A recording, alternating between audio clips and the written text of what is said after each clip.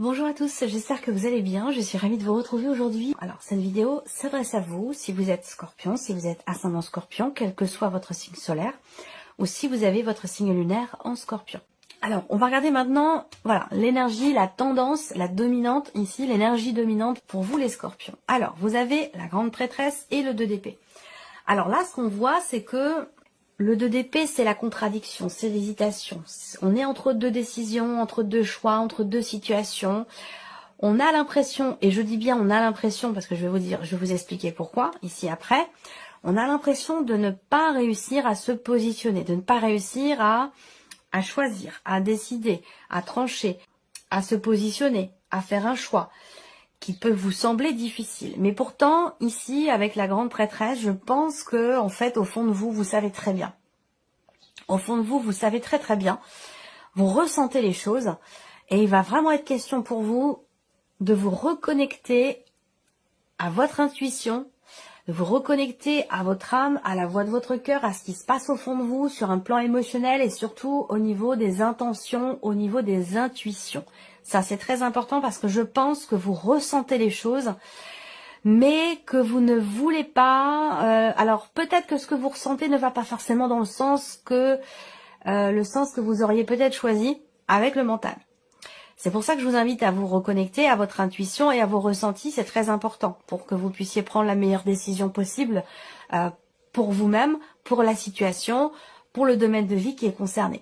Je pense ici que effectivement, ce 2 d'épée représente bien la difficulté ici à choisir, à décider, à trancher. C'est souvent ce que je présente ici avec cette carte-là. C'est que généralement avec le 2 d'épée, le mental ne parvient pas à se positionner, à choisir, à décider, à trancher, à choisir un chemin plutôt qu'un autre, un travail plutôt qu'un autre, une proposition plutôt qu'une autre, une personne plutôt qu'une autre, s'il s'agit d'un choix relationnel. Eh bien, si le mental ne peut pas choisir, décider, trancher, alors à ce moment-là, il est vraiment, vraiment judicieux et important de s'en remettre à ce que vous ressentez et de vous en remettre aussi à vos intuitions. C'est bien ce qui est représenté là autour de ce personnage qui, avec les épées, qui représente le mental, a les yeux bandés. Donc là, il y a deux choix, deux décisions, deux possibilités, deux éléments qui semblent se ressembler, être identiques. Et du coup, le mental n'arrive pas, le mental voit les choses comme étant indissociables l'une de l'autre. C'est pour ça qu'on parle de contradiction, d'hésitation. Tout se passe à l'intérieur de vous. Je pense que vous savez. Voilà. Au fond de vous, vous savez très bien le choix à faire, la décision à prendre. Après, le mental peut-être vous retient, vous freine ou vous bloque à cette décision, à ce choix que vous avez à faire. Allez, on continue. On va regarder ce qui se passe au niveau émotionnel. Vie émotionnelle, vie sentimentale. Donc, ce que vous ressentez, les intuitions, tout ce qui est sous-jacent, tout ce qui n'est inconscient, les ressentis, les intuitions. C'est un mois, je pense, assez intense pour vous, les scorpions. D'autant plus que vous êtes quand même un signe d'eau, donc un signe quand même relativement intuitif de nature. Je pense que là, voilà, il faut suivre les intuitions et les ressentis. Allez, vie émotionnelle et sentimentale avec le petit, le normand, ici pour commencer. Bon, alors, déjà, on voit que vous entrez dans le mois avec des doutes, des incertitudes, des questionnements, un manque de clarté. Les nuages représentent généralement des petits tracas, des choses à régler, la notion de doute et d'incertitude, mais qui est passagère. Il y a une clarté qui va se faire. Vous allez, au fur et à mesure du mois, réussir à y voir plus clair par rapport à un ex, une ex, par rapport à une ancienne relation, ou par rapport ici à une situation ou un ressenti qui ne vous semble pas très clair. Voilà, donc pour lequel ou dans lequel vous êtes vous un petit peu dans l'expectative, dans le doute, dans le questionnement. Voilà, on va parler d'éclaircissement, de compréhension, de clarté, d'amélioration, une réussite aussi pour quelque chose. Je pense que cette réussite, elle est dans le fait de réussir à lâcher prise, réussir à avancer et bien sûr, évidemment, réussir à y voir plus clair. Donc là, on a une situation qui s'éclaircit, ou une relation peut-être qui s'améliore, qui va mieux, si vous êtes en relation avec quelqu'un, sur le plan amoureux. On a une notion ici d'amélioration, il y a une clarté qui se fait, vous voyez, les nuages ne restent pas longtemps. Voilà, les choses vont commencer à être beaucoup plus claires dans votre esprit, ou dans votre cœur aussi, parce que ça peut être dans les ressentis. On ne sait pas trop, on n'arrive pas à savoir ce qu'on ressent, on est un petit peu, on est dans la dualité, voilà. Donc là, on voit que on a cette notion de changement, qui peut vous sembler incertain, mais qui pourtant aura lieu. Ça peut être aussi, si ce n'est pas d'un changement dont on parle ici, ça peut être la notion de voyage.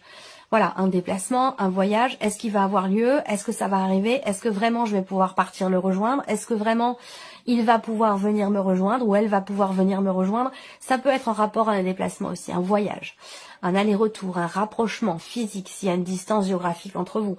Peut-être qu'au début du mois, vous doutez de la possibilité de matérialiser ce voyage et pourtant ici, on voit que les choses vont se clarifier.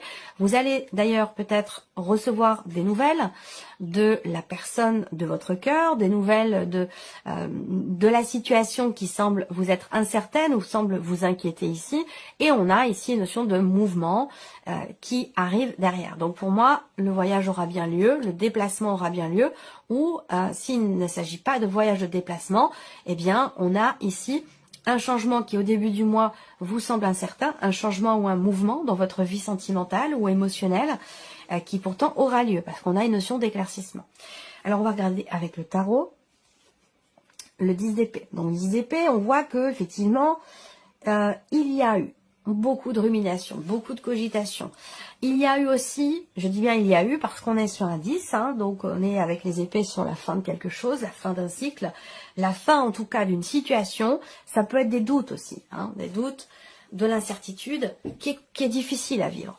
Voilà, alors on ne sait pas, est-ce que la relation va avancer, est-ce que je vais pouvoir me déplacer, est-ce qu'on va pouvoir se retrouver, est-ce que la relation va s'améliorer, est-ce que je vais recevoir des nouvelles, enfin, tout ça a fait que vous avez traversé quand même là, récemment, donc sur les semaines ou le mois passé, peut-être au niveau, par rapport à un passé, un ex ou une ex, ou au niveau de ce qui vous inquiète, ici on voit que ça a quand même été assez mal vécu avec ce 10 d'épée. Il y a quelque chose qui va prendre fin ici, une fin de cycle par rapport à un ex ou une ex, ou par rapport à ce qui vous tracasse, ce qui vous perturbe, ce qui vous semble incertain. Effectivement, là on a un aboutissement avec la carte du monde ici. On va parler d'aboutissement. Donc il y a quelque chose qui aboutit, qui se termine dans le sens de l'accomplissement, dans le sens de l'aboutissement. On ne parle pas ici forcément de fin de séparation, mais en tout cas d'un aboutissement par rapport à une situation. Là, on a une clarté, une compréhension. Peut-être qu'ici, effectivement, on réussit à lâcher prise par rapport à un passé douloureux, par rapport à une ancienne relation ou un passage à vide, on peut appeler ça comme ça, un passage compliqué, difficile dans la relation. Là, on respire à nouveau, on y voit beaucoup plus clair et les choses s'améliorent. La situation, la relation ici s'améliore. La carte du monde, ça va représenter encore une fois la notion de distance, l'étranger, le lointain, une notion de voyage. Donc peut-être que il a été question pour celles et ceux qui sont en relation à distance, et encore une fois, c'est pas forcément uniquement amoureux. Si vous n'avez pas de vie amoureuse, ça peut concerner un relationnel très important pour vous. Une relation amicale, familiale, ou peut-être par rapport à l'un de vos enfants qui est loin de vous. En tout cas, avec le monde, on va parler de réalisation, d'accomplissement, d'un sentiment de plénitude aussi, et on a bien quelque chose qui arrive à son terme, qui prend fin. Vous avez ici le 10 d'épée, fin de cycle, la carte du monde, fin de chapitre, fin de cycle aussi. Donc là, au niveau émotionnel, au niveau de la vie sentimentale, donc là, ça peut être un changement dans votre vie de couple, hein, ça peut avoir un rapport avec aussi une mutation professionnelle, un déménagement, on peut parler de déménagement ici. Il y a une notion de départ. Est-ce qu'il a été question à un moment donné aussi de trouver une solution pour réussir à se rapprocher, avoir le projet peut-être de vivre ensemble, ça peut aussi être des choses comme ça. Là, clairement, on a une notion de mouvement avec le chariot du fait que l'on réussit à y voir plus clair, on se positionne, on choisit une direction plutôt qu'une autre. Donc là, on est vraiment ici dans le mouvement pour vous au niveau de la vie sentimentale. Peut-être un cap qui est passé. En tout cas, on voit que ça va bouger et ça va bouger très très vite. On a une notion de rapidité ici dans les événements ou dans ce mouvement, dans ce changement. Voilà. Allez, on continue. On va regarder maintenant ici la vie active et professionnelle, donc quelle que soit votre situation. On va commencer avec le petit Lenormand. Là, il y a un recommencement. Si vous travaillez dans le domaine de la santé, du bien-être, des soins, ou tout ce qui a un rapport avec effectivement la santé, hein, de manière globale, vraiment, hein, générale, là, il y a un recommencement, il y a une nouvelle opportunité. Alors, quand je dis nouvelle opportunité, c'est-à-dire que il a déjà été question de cette opportunité et aujourd'hui, elle se représente. Donc là, il y a une nouvelle chance, il y a peut-être une reconduction de contrat ou la possibilité de renouveler quelque chose dans votre vie professionnelle. Plus particulièrement pour les personnes qui sont dans le domaine de la santé, des soins, du bien-être. Voilà. Après, ici, j'ai la sensation que c'est un mois pour certains d'entre vous dans lequel vous allez beaucoup travailler, dans lequel vous allez aussi beaucoup vous investir. On a également pour vous au niveau professionnel une situation ici qui se débloque. Possiblement une signature de contrat, rapport ici à un projet. On voit bien que là, il y a un projet. Alors c'est peut-être un projet quel qu'il soit, hein, projet professionnel. On voit qu'il y a une situation quand même qui évolue doucement par rapport au travail, doucement mais sûrement, et qui demande aussi un grand investissement personnel, beaucoup de travail, beaucoup de démarches aussi à répétition. En tout cas, pour moi, les choses se passent relativement bien. On arrive à instaurer petit à petit ce que l'on a projeté jusqu'à aujourd'hui. Donc là, il y a des choses qui vont se signer ici certainement avec une personne, quelqu'un de peut-être plus jeune que vous, ou quelqu'un d'assez élégant, quelqu'un qui est voilà, qui présente bien, qui est toujours avenant, délicat, voilà. On a une signature ici. Hein. Pour moi, il y a une énergie de nouveau départ, de nouveauté, alors soit c'est dans la reconduction d'un contrat, soit quelque chose qui recommence ou qui se présente à nouveau à vous. Voilà. Et là, pour le coup, on a quelque chose qui semble se conclure, se signer pour certains ou certaines d'entre vous. Il va être question aussi pour d'autres, là, d'y aller quand même, hein, d'y aller, d'enclencher quelque chose, je dirais pas de forcer la chance, mais de se donner quand même tous les moyens possibles et imaginables pour pouvoir justement saisir une opportunité qui va se présenter ou pour pouvoir tenter votre chance pour quelque chose. Il va être question d'enclencher ou d'insuffler les choses. Ça va pas forcément tomber comme ça du ciel ou se faire tout seul. Alors, on regarde avec le tarot, vie active et professionnelle, l'ermite. Alors, on voit que pour certains d'entre vous, il a été question à un moment donné, effectivement, d'une opportunité, d'une possibilité, d'une chance, d'une occasion qui s'est présentée et pour laquelle vous avez beaucoup réfléchi. Donc, peut-être que cette réflexion vous a fait passer à côté de cette opportunité, ou vous a fait la mettre de côté, et aujourd'hui, ça se représente ici. Il y a quelque chose qui revient à vous. En tout cas, avec l'ermite, vous êtes quand même de toute façon dans une dynamique de réflexion. On cherche à être sûr de soi, y voir clair. Voilà, il y a vraiment cette notion d'analyse, de réflexion, d'introspection par rapport à ce qui se présente et peut-être aussi concernant la signature d'un contrat. Le 7 de bâton. Alors là, comme je vous l'ai dit, avec le petit Lenormand, avec ce 7 de bâton, on voit que là, il y a une endurance. C'est-à-dire que on peut rencontrer dans l'évolution d'une situation dans la vie pro des obstacles, pas forcément des blocages, mais des situations en tout cas qui vous demandent, vous, de faire preuve de ténacité, de combativité, d'endurance, même si c'est difficile. Avec le 7 de bâton, on y va. Voilà, on y va, on fonce, on est déterminé. Il y a cette volonté ici d'aller au bout des choses. Voilà, tout simplement. Et pour ça, on voit que vous faites preuve effectivement d'endurance, de combativité, de ténacité. Vous ne faiblissez pas, vous affrontez les obstacles, quels qu'ils soient, pour aller au bout de quelque chose. Donc il y a une notion quand même d'effort important ici qui est fourni pour aller au bout de quelque chose, au bout d'une situation. Et là, le 9 de bâton. Donc effectivement, le 7, le 9, on voit bien que ça évolue lentement, que cette situation, ce qui est traversé, ces démarches, cette notion de répétition dans ce que vous vivez, où on voit bien que le 7 et le 9 de bâton ici représentent une notion effectivement de difficulté ou une situation qui vous demande de vous donner à 200% ou de devoir fournir tous les efforts nécessaires pour pouvoir faire aboutir quelque chose, pour aller au bout. Et effectivement, on voit qu'avec ce 9 de bâton, c'est pas forcément évident ici. Il y a une forme de fatigue aussi, là. Hein. Fatigue, épuisement, on a besoin peut-être pour certains d'entre vous de s'isoler, prendre le temps pour soi et pour souffler un petit peu, parce que le 9 de bâton va représenter effectivement une forme de fatigue une forme d'épuisement ici. Donc il y a un besoin quand même de penser à soi, de se préserver, de penser à soi, de prendre soin de soi et de se préserver aussi, de se protéger parce que voilà, tout donner, ça marche un temps, hein, ça marche très très bien, sauf qu'au bout d'un moment, physiquement, le corps finit par ne plus suivre. Donc il y a cette nécessité quand même ici de poser des limites et de faire attention et de véritablement penser aussi à votre bien-être. Voilà. Réflexion pour certains d'entre vous dans ce qui se présente au niveau de la vie pro, pour tout ce qui concerne effectivement le domaine de la santé, du bien-être, des soins énergétiques, ou alors ceux qui travaillent dans les hôpitaux, ou en tant qu'infirmière libérale. Là, j'ai l'impression qu'en fait, effectivement, il y a quelque chose qui se représente, mais là, vous réfléchissez à deux fois. Pourquoi? Parce que peut-être que ça demande beaucoup d'efforts, c'est difficile, c'est poussif, c'est très fatigant, très énergivore, et que là, il y a une belle opportunité qui se présente, mais on voit que vous réfléchissez quand même beaucoup. Voilà. Allez, on continue. Ici, on a donc tout ce qui est matériel financier. Donc finalement, tout ce qui n'est pas sentimental, tout ce qui n'est pas professionnel. Mais qui est quand même en rapport direct avec la sphère professionnelle, bien sûr. Alors, matériel et financier. Alors, j'ai une bonne nouvelle ici. J'ai une bonne nouvelle qui arrive à vous concernant une somme d'argent assez importante. Alors, soit on parle d'investissement, d'achat. De toute façon, on parle d'une somme d'argent quand même importante, ou d'un projet de construction, quel qu'il soit, avec une dimension financière qui est quand même relativement importante ici.